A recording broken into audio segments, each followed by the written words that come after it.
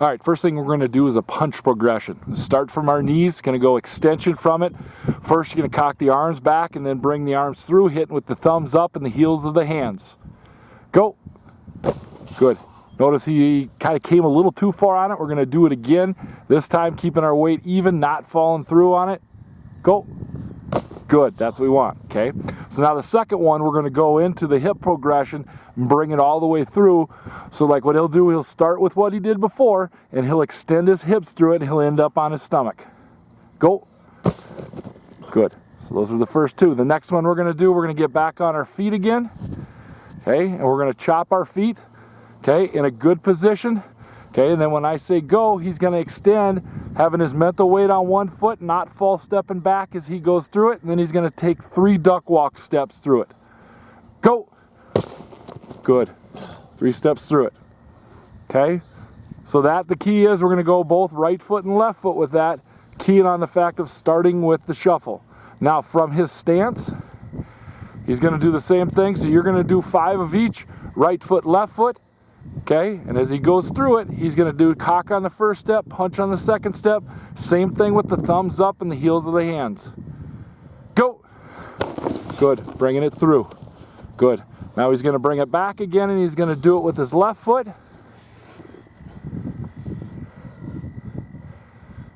Go. Good, bringing it through it. Good. That would be the punch progression.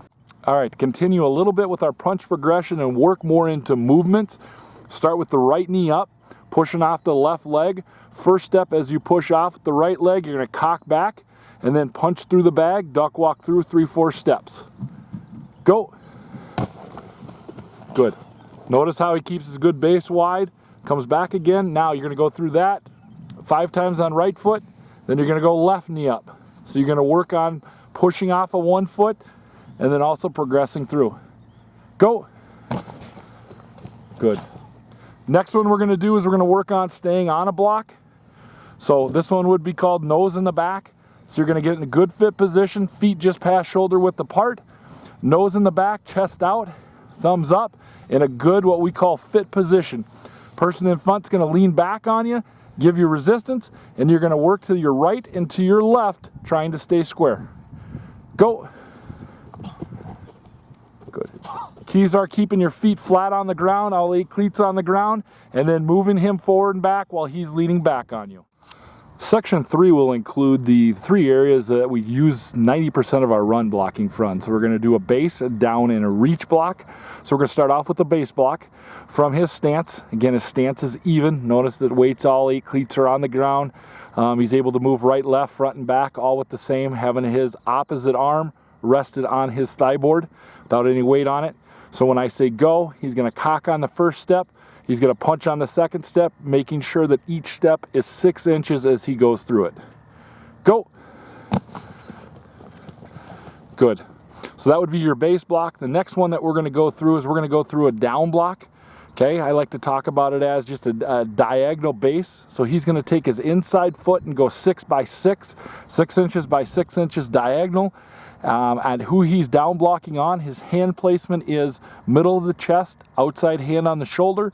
And as he works his way through it, works through his progression, he's going to work his head upfield, preventing the defender from coming over the top. Go. Good. Notice he keeps a good wide base as he goes through it. Okay, keeps his cleats on the ground. Next one's a little different. We're going to go reach block. In that reach block, what he's going to do, he's got to give ground to get ground. So in order to do it, he's got to take a bucket step first, and then he's got to cross over with his inside foot. This is one where we do not shuffle, we run on this. His ultimate goal is either to take his inside arm and rip through to get up to a backer, or it is to reach the guy outside of him, and therefore he'll get his inside arm to the middle of his chest and get a pin block. Go. Okay. So again, going through each of those 5 times, a base, a down, and a reach. The next thing we'll do in section 3, last thing we'll do, is we'll do an exaggerated duck walk. So he'll go from his stance, he'll come off, and we got to work on bending our knees as we move. So from his stance, he'll come off, and in this one, we're going to use our arms and help propel ourselves to as well. Go. Good. He'll go through that 5 different times. That ends section 3. Okay, now we're going to kick into drill 4, which includes some pass sets. First one we're going to do is what's called a B set. That's if you have a tight guy on you and you're just going to take a hard set. This will be in our 5-step progression. As he comes back, and he's going to make sure that he snaps his head back, chest out. Again, punching with the elbows inside, up and into him, while keeping a good base and stagger underneath him. Go.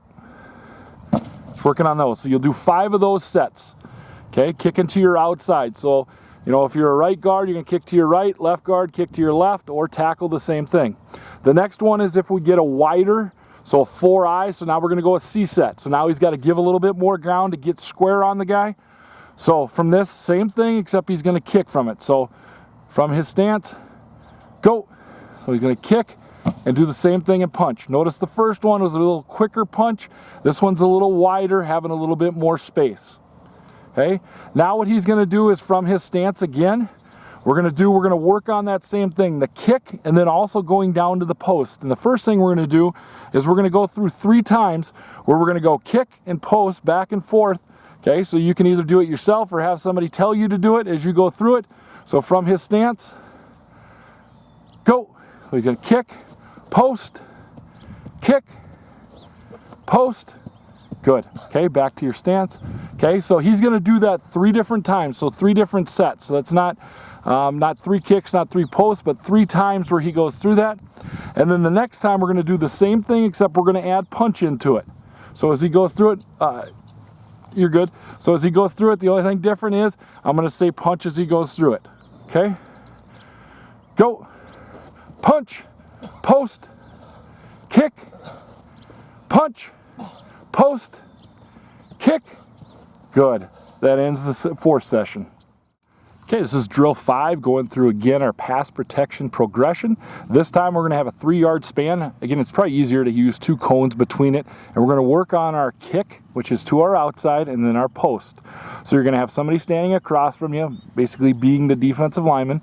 So get in your good fit position. Go ahead with chest out, hands in front, getting the A and W with your hands, showing that. Okay, go ahead. Now let's see post foot, kick, post foot, kick, post foot. Good, good. So you're going to do that 3 times with a partner going through it. And then the second time through, you're going to do the same thing. The only difference is when you go to your post foot, you're going to exaggerate that inside punch, keeping the elbow inside out on it. And then also too, bringing that inside leg up and inside to be able to cut off that angle. So here we go, same thing again. Go. Notice he punches on the inside. Every time he goes to the inside, he gives him a punch inside of there. Good. Good job. That ends session 5.